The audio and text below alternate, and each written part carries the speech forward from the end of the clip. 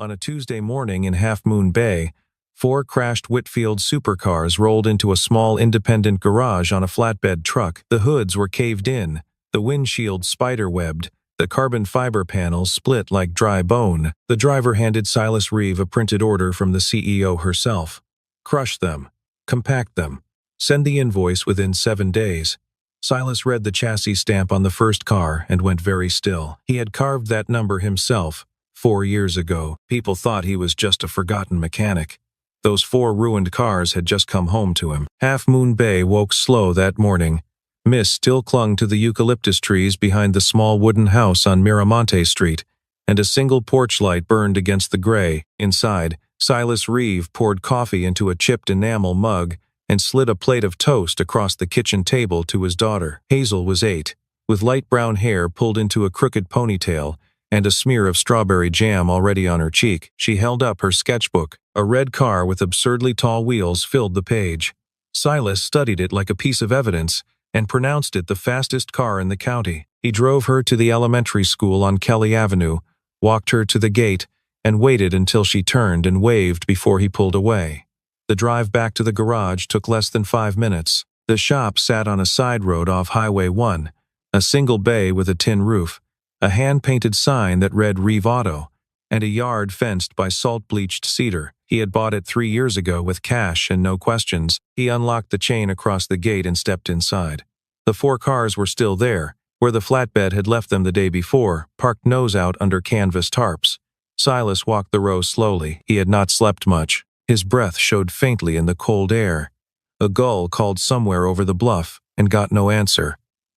He did not touch them yet. A pickup rolled into the lot a few minutes later. Old Tom Barringer, a retired commercial fisherman who brought his truck in for oil changes and complained about everything, climbed down and squinted at the covered shapes. "Heard you're running a junkyard now, Reeve," Tom said. "4 imports, real fancy. People are talking." Silas wiped his hands on a rag and said nothing. "They saying the CEO herself drove down here," Tom continued. "Sharp tongue. Treated you like dirt. That true?" "It's a job," Silas said. "Same as any other." Tom shook his head and climbed back into his truck. "You're a strange man, Silas. Quiet as a stone. Folks around here don't know what to make of you." The pickup pulled away. Silas stood alone in the yard with 4 wrecks worth more than the entire block of houses behind his garage. He went inside, locked the office door, and opened the bottom drawer of his work desk. Beneath a stack of receipts and tax forms lay a leather notebook, the cover worn smooth from use. He set it on the desk and turned to the last entry he had written 4 years ago. The handwriting was precise, almost architectural. Cross-sections of suspension geometry filled the margins. Equations ran along the spine. Each page was signed SR in small block letters in the lower corner. The final page held only 1 line of text, in red ink. "If the 4 come back, do not destroy them. Read them." He had written it the night he resigned. He had not believed he would ever need to. Silas closed the notebook and walked back into the garage bay. He stood at the edge of the row of cars and looked at the first hood for a long time. Somewhere in the canvas-covered metal was an answer he had spent 4 years pretending not to need. Outside, the fog began to lift over the Pacific, and the light moved slowly across the floor. 60 miles north, in a glass tower on Mission Street, Adriana Whitfield was already on her second espresso. The CEO of Whitfield Motors stood at the head of a conference table on the 42nd floor, watching the city below burn orange through the morning haze. The board had been called in early. She had not slept. 3 quarterly reports lay open in front of her, each one circled in red. 4 Aurora V12 crashes in 90 days. No fatalities, but enough wrecked carbon fiber to fill a tabloid week. The press had not connected the incidents yet. They would. "Driver error," said Garrett Pell, from her right. The chief operating officer adjusted his cufflinks and smiled the smile he saved for problems he had already solved. "All 4. We pulled the telemetry. Speed, weather, late braking. Nothing structural." Adriana watched his face. Pell had been her father's man for 20 years. He had stayed when her father died last spring. When she stepped into the corner office at 34 with a degree in engineering and a name everyone in the industry already had an opinion about, she trusted him because trusting him was easier than the alternative. "And the cars themselves?" she asked. "Already on their way to controlled disposal. Independent yard. Off the books." Pell tapped a folder. Out-of-state inspectors will never see them. We avoid a recall window. We avoid a federal opening. We protect the brand. Which yard? Pell did not answer immediately. He flipped to a tab. A small operation in Half Moon Bay. Owner is reliable. Discreet. Takes cash. Asks nothing. Name. Reve Auto. Adriana wrote the name down. It meant nothing to her. She watched Pell's face when she wrote it, and something there flickered. A muscle near his jaw that did not relax fast enough. She made a second note beneath the first, and underlined it twice. I'll go down personally, she said. I want to watch the cars destroyed. I want to sign the certificate of disposal myself. The room went quiet. Pell's smile did not move, but his shoulders did. That isn't necessary. I think it is. The board agreed because boards always agree with a Whitfield holding 51% of the voting shares. The meeting adjourned in 12 minutes. Pell stayed behind, pretending to gather his papers. Adriana. His voice softened, fatherly. Your father trusted me to handle these things. The yard, the disposal, all of it. There's nothing for you to see. She zipped her leather portfolio closed. Then there's nothing for you to worry about. She rode the elevator down alone. In the lobby, she passed the bronze bust of her father, polished daily by a contractor who did not know whose name he was cleaning. She did not stop. Outside on the curb, her driver opened the door of a black sedan. She slid in, gave the address in Half Moon Bay, and pulled out her phone. She did not call her assistant. She called the head of internal audit, an old colleague from her engineering days. Pull every contract Garrett Pell has signed in the last 4 years, she said. Especially anything labeled disposal, salvage, or independent vendor. I want it on my desk by tonight. Adriana, that's a lot of paper. I know. She watched the bridge slide past the window. Start with Reeve Auto. The drive south took 90 minutes. Pell rode in the front passenger seat, 2 corporate lawyers in the back beside her, and a public relations contractor followed in a second car with a camera. Adriana said almost nothing the entire trip. She watched the coast unroll and the fog burn off the headlands. Reeve Auto sat at the end of a gravel turnoff. The sign was hand-painted. A weathered American flag hung limp on a pole near the office door. Adriana stepped out of the sedan, her low heels sinking slightly into the loose stone. The 4 lawyers and the camera operator fanned out behind her. The choreography was deliberate. Silas was inside the bay, wiping his hands on a shop rag. He wore a flannel shirt rolled to the forearms, jeans dark at the knees, and boots with the soles worn smooth on the inner edges. He looked up when they came in. He did not step forward. You the owner here? Adriana asked. Her voice carried in the metal space. I am. She held out a folder. One of the lawyers stepped forward and opened it for her, displaying the contract like a tray of jewelry. I need these 4 vehicles destroyed within 7 days, crushed, compacted, no salvage of parts, no resale of components, nothing. You sign here, you take the cash, you make them disappear. Silas walked over and took the folder without ceremony. He read the terms. He read them a second time. Then he looked up. Would you like to know why they crashed? He asked. The pause was almost imperceptible. Pell laughed first, a sharp, useful laugh. The lawyers smiled on cue. The contractor swung his camera up. Adriana's mouth tilted. You? Read an Aurora V12? She let the question hang. I pay 20 engineers from MIT to do that.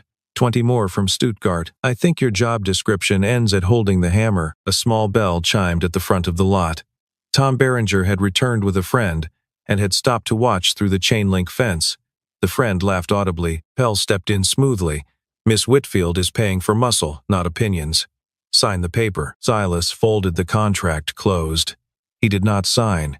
He slid it into the back pocket of his jeans and walked, slowly, to the first covered car. He placed one open hand on the canvas tarp where it covered the hood. He closed his eyes. Adriana watched. He stood like that for perhaps 4 seconds.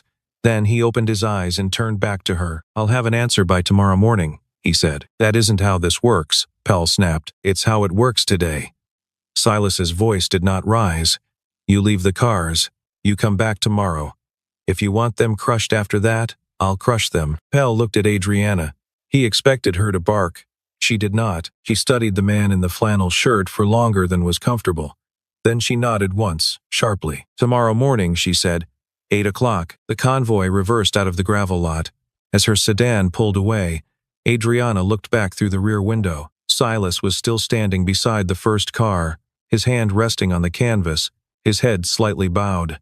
Mechanics did not stand like that. She filed the image away and reached for her phone. The garage stayed open past midnight. Hazel had gone to bed at 8, after a bowl of pasta and a chapter of a book about a girl detective. Silas had kissed her forehead, pulled the quilt up, and left the hallway lamp on the way she liked. Then he drove the half-mile back down to the shop and locked the door behind him. He pulled the canvas off the first Aurora. The car looked worse uncovered. The front end had folded almost symmetrically, like a paper accordion, and the driver's side door bore the parallel scrapes of a guardrail. Silas circled it twice, photographing it from every angle with an old digital camera that had no internet connection. Then he opened his tool chest. He did not dismantle the car the way a salvage yard dismantles a car. He dismantled it the way a coroner opens a body. Each bolt was loosened in sequence, each component photographed before removal. Each piece set on a long folding table he had cleaned that afternoon. The lower control arm of the front left suspension came off at 1 in the morning. He carried it under the work lamp and clamped it gently in a vise. He measured the bushing housing with a pair of digital calipers older than the shop. He measured it 3 times. The reading came back the same each time. 0.4 millimeters out of specification. The bushing inside the housing was not the original part. The part number stamped into the metal had been ground off, but the casting marks remained. Silas knew those casting marks. They belonged to a second-tier supplier in the Midwest that had been rejected from the original spec sheet because their fatigue life was 38% below the design floor. He sat on a low metal stool and stared at the part in the vise for a long time. By 4 in the morning, he had moved to the second car, same finding. The third car, the same. By the time the sun came up over the hills to the east, he had confirmed it on all 4. Same supplier, same out-of-spec part, same failure mode. The cars had not crashed. They had been engineered to crash, eventually, by whoever had signed the change order. A black sedan pulled into the gravel at 3 minutes past 8. Adriana stepped out alone. Pell had not come. She walked into the bay and stopped at the edge of the long folding table. Silas was wiping his hands on a clean rag. He did not greet her. He gestured to the table. "What am I looking at?" Adriana asked. 4 lower control arms, 4 bushings, 4 crashes. He paused. 1 decision. She bent over the table. She had grown up around cars. Her father had taught her to read a teardown before he taught her to read a balance sheet. She picked up the first bushing, turned it in the light, and her mouth tightened. "Where is the original part number?" "Ground off. The casting marks remain." She set the part down slowly. "Who supplies this?" "Kessler Industries, Cleveland. They were rejected during the prototype phase. Their fatigue life is 38% under spec." "Who would know that?" "Anyone who read the original procurement file." He met her eyes. "Anyone who signed the change order to bring them back in." Adriana was silent for a long moment. Then she pulled out her phone and stepped outside into the gravel lot. Through the open bay door, Silas heard her give one terse instruction to her audit director, Kessler Industries. Every contract, every signature. Today, when she came back inside, she was paler than when she had left. "You're not a mechanic," she said quietly. Silas did not answer. She did not push. Not yet. She drove back to San Francisco that afternoon with a manila envelope on the passenger seat, photographs of all 4 bushings inside, and a question she did not know how to ask without breaking something larger than her own day. The next morning, the 5th crash happened. It was on the Pacific Coast Highway just south of Carmel. The driver was Catherine Loring, wife of a sitting United States Senator from California. Her Aurora V12 had drifted left at 68 miles per hour. The left front wheel had tucked under, and the car had gone off the shoulder into a stand of cypress. She walked away with a fractured wrist and a concussion. The car was photographed by a tourist before the highway patrol arrived. The photograph reached the Associated Press within 90 minutes. By noon, Whitfield Motors stock had dropped 12%. By 2, the National Highway Traffic Safety Administration had issued a preliminary inquiry letter. By 3, a senator's office in Washington had called for hearings. Garrett Pell sat in Adriana's office on the 42nd floor and spread his hands. "Driver error. Loring drives like she's 20. She was speeding. We have the data. Show me the telemetry. I'll have it pulled. Now, Garrett." He hesitated. It was a small hesitation, but Adriana had been watching for it. He stepped out to make a call, and she pulled a thumb drive from her drawer. The drive contained an internal extract from the engineering archive that her audit director had recovered overnight. She knew what was on it.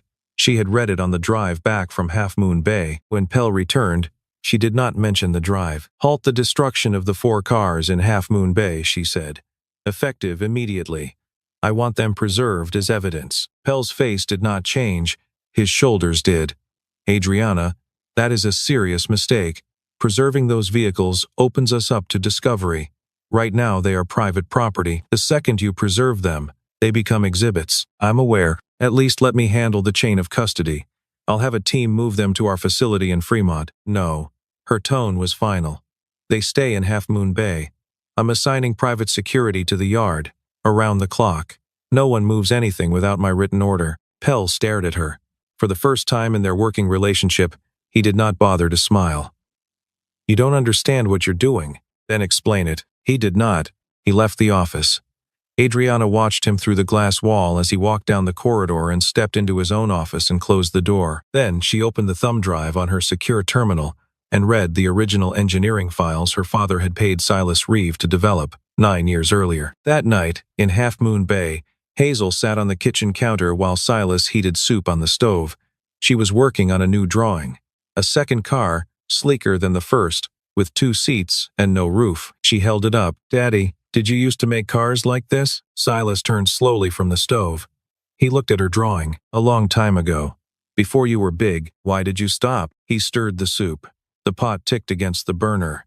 "Sometimes people who own a thing don't take care of it the right way," he said finally, "and you have to step back so you don't help them break it." Hazel considered this in the serious way she considered most things, like when Maddie at school broke my colored pencils on purpose, something like that. She nodded, satisfied, and slid down off the counter. Outside the window, a pair of headlights swept the road and kept going. Silas watched them disappear into the fog. Adriana came alone the next morning. No driver, no lawyers, no Pell. She drove the coast road herself, in an old sedan she kept in the garage at her condo, a car her father had given her when she finished her master's degree. She arrived at Reeve Auto at 6:40 in the morning. The fog was still on the ground. Silas was already inside. He had been there since 5.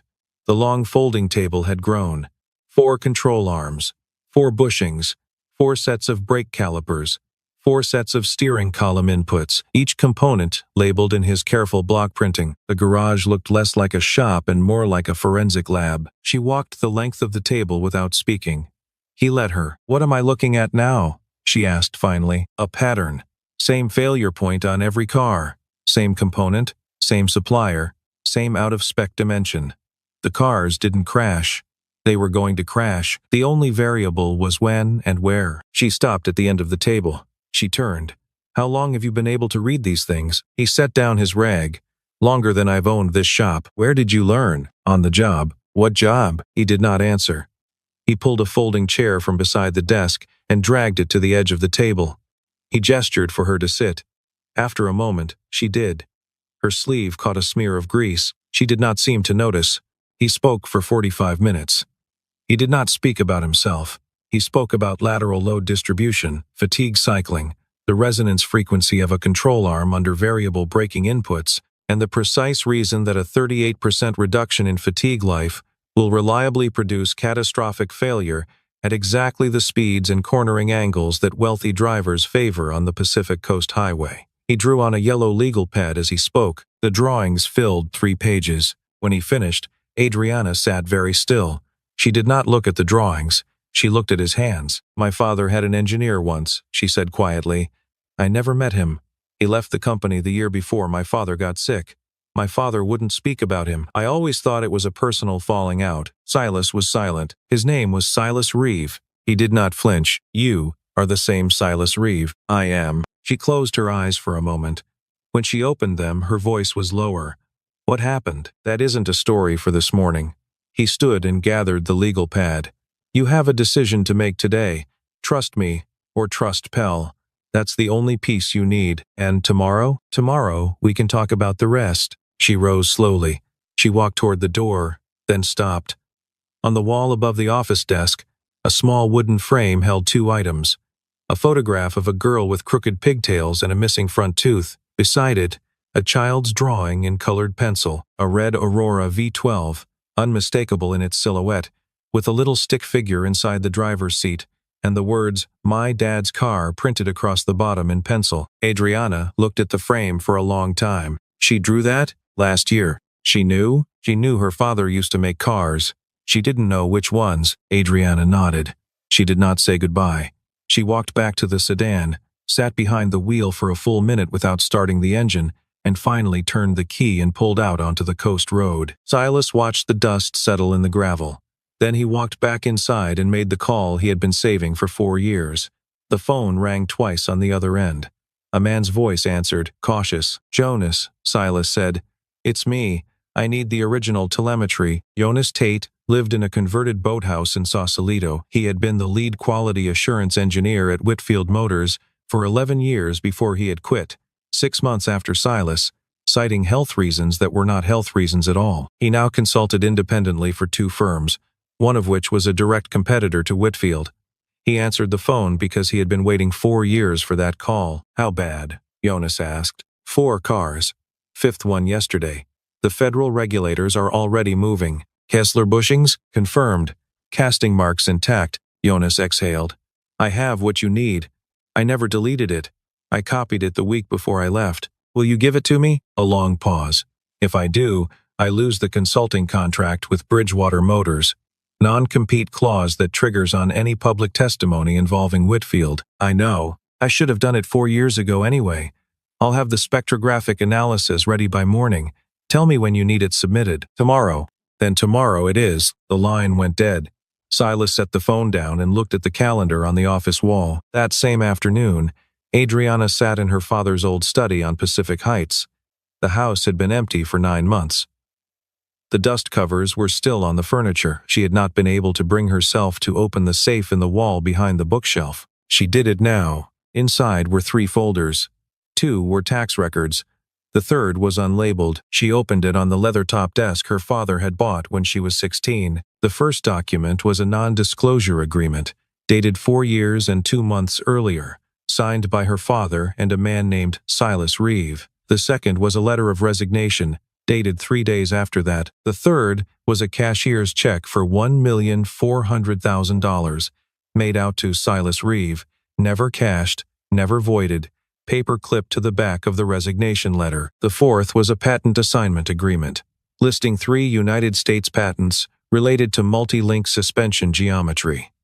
In the section labeled Consideration Received, the line was blank. The signature line on the assignee side was also blank. No one at Whitfield Motors had ever signed it.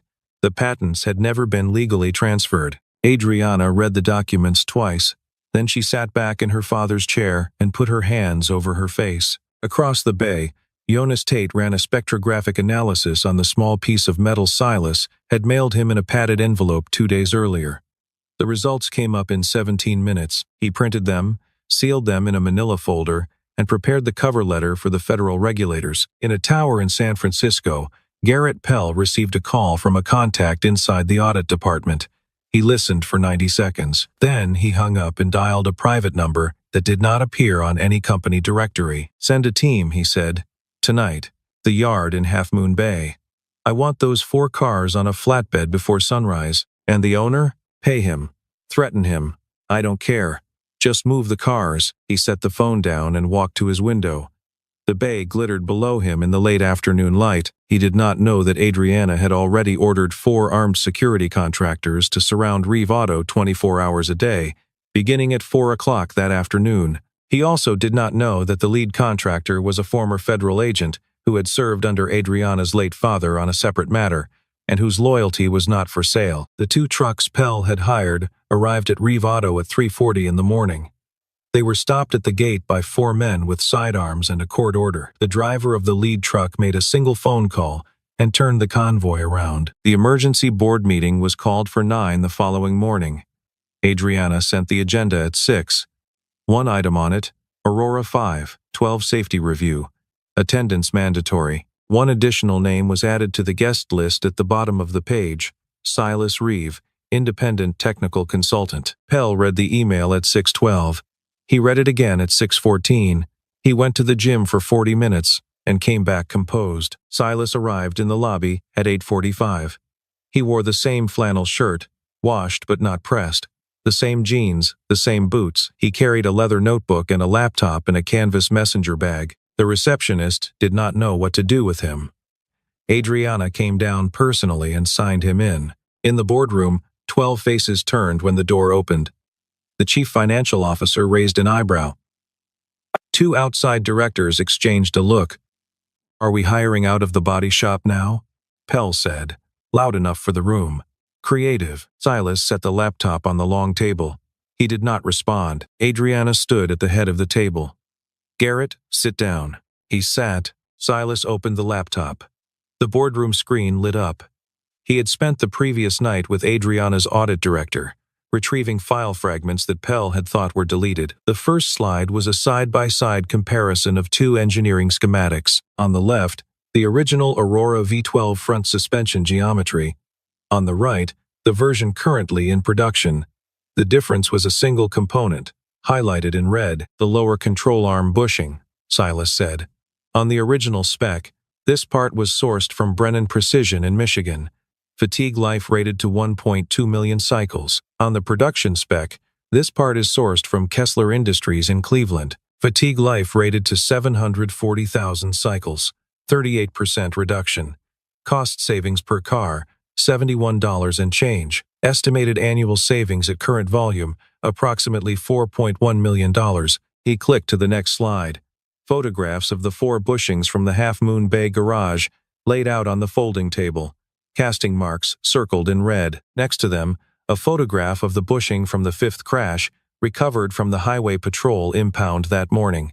Same casting marks. The 4 cars at my shop were not victims of driver error. Neither was the 5th.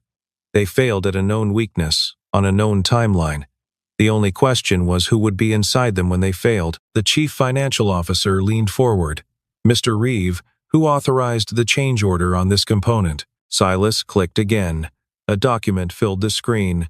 A change order request, dated 3 years and 4 months earlier, signed by Garrett Pell. Beneath it, a cost savings memo, also signed by Pell, with a handwritten note in the margin.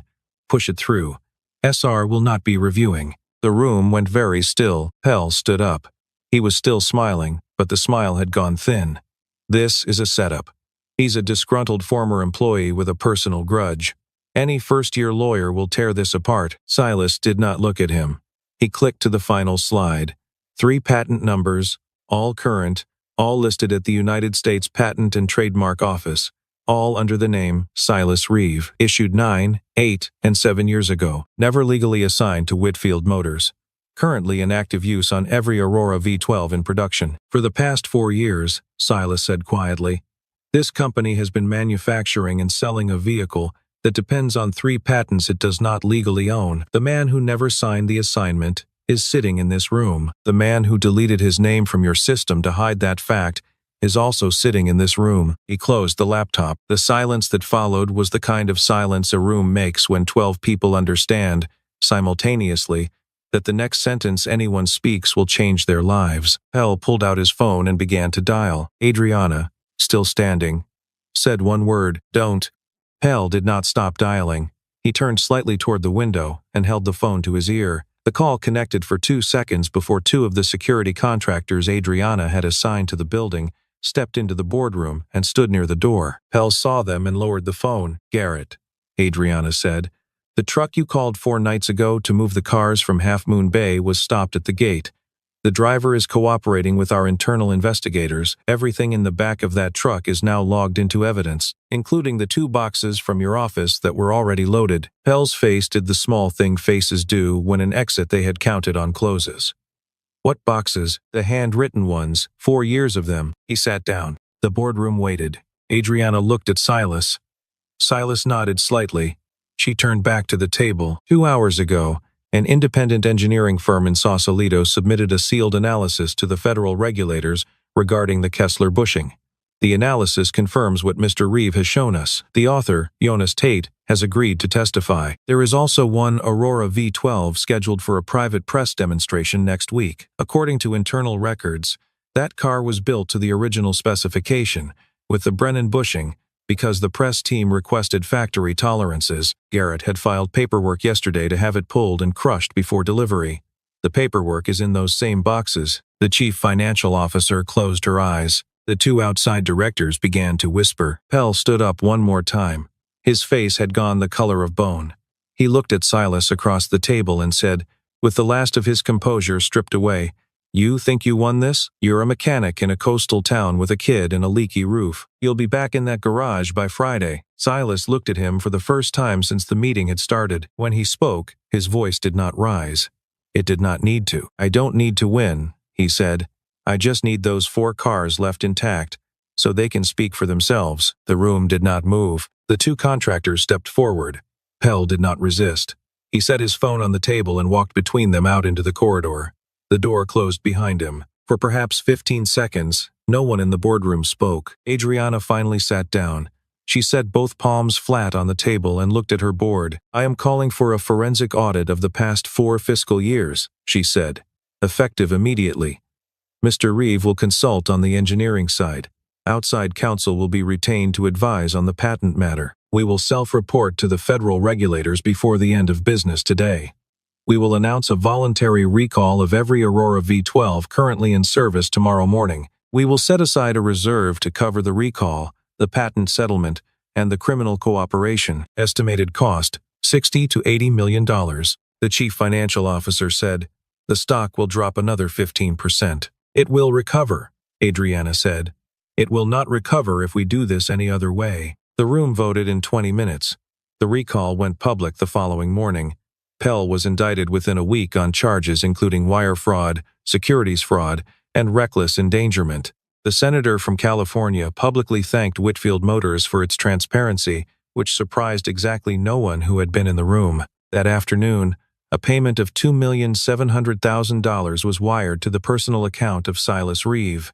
The line items were broken out on the statement: $1,400,000 for the unpaid resignation severance from 4 years prior, $800,000 for retroactive patent licensing on the 3 suspension patents, calculated at industry standard rates for the period of unauthorized use, $500,000 for forensic engineering consulting on the recovery of the 4 crashed vehicles. Silas stared at the statement for a long time before he closed the banking app. Then he drove home and made his daughter pancakes. Saturday in Half Moon Bay was cool and bright. The fog had lifted by 10. A light wind moved off the Pacific and dried the gravel in the yard. Somewhere out past the breakers a fishing boat hauled its lines, and the gulls argued over what was left. Silas sat on the wooden step outside the office, drinking coffee from the same chipped enamel mug, watching Hazel work on a new drawing on the small camp table he had set up in the shade. The garage was almost empty. The 4 Aurora V12s had been moved 3 days earlier, sealed and crated, to a federal evidence facility in Sacramento. The yard looked larger without them. It also looked quieter. A black sedan turned into the gravel just past noon. Silas did not need to look to know whose it was. Adriana stepped out wearing a charcoal sweater, jeans, and flat boots. No portfolio. She carried 2 paper cups of coffee from the small bakery in town. She paused at the edge of the gravel, as if waiting to be invited closer. Silas tilted his head toward the empty step beside him. She came over and sat. She handed him a cup. He took it without comment. Hazel looked up from her drawing. Hi, Adriana said. "I'm Adriana." "I know," my dad said. Adriana glanced at Silas. He kept his eyes on the road. Hazel slid down off her bench and brought her drawing over. It was a car, a clean 2-seater, no roof, sleek lines, the kind of car Silas had drawn in the margins of his notebook 100 times. On the driver's side, a small label in colored pencil read DAD. On the passenger side, a second label, in the same hand, read her. Hazel set the drawing in Adriana's lap. Adriana did not speak for several seconds. She traced the edge of the paper with one finger. Then she folded the drawing carefully and slipped it into her coat pocket. "Thank you, Hazel. You can keep it. I'd like to." Hazel returned to her camp table. Adriana turned to Silas. She reached into her bag and withdrew a single envelope. She set it on the step between them. "This isn't a contract. It isn't a settlement.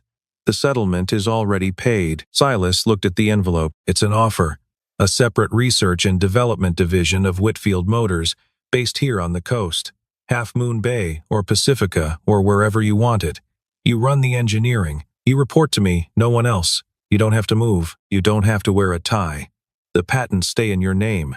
The work is yours. He did not pick up the envelope. I don't expect an answer today. I don't expect an answer this month. I owe you a choice. My father didn't give you one. I want to. He set down his coffee. He looked out at the road, at the empty yard, at the silhouette of his daughter bent over her drawing in the late morning sun. I'll think about it, he said. Adriana stood. She brushed gravel off her jeans. Next week, he added, without looking at her, come by. Hazel's making cookies. Adriana paused. She nodded, more to herself than to him. Then she walked back across the gravel to the sedan. She did not look over her shoulder to see who was watching. For the first time in a long time, she did not need to. Neither of them had been looking for this. But 4 crashed cars had found their way to the only man who could read them, and to the only woman willing to listen.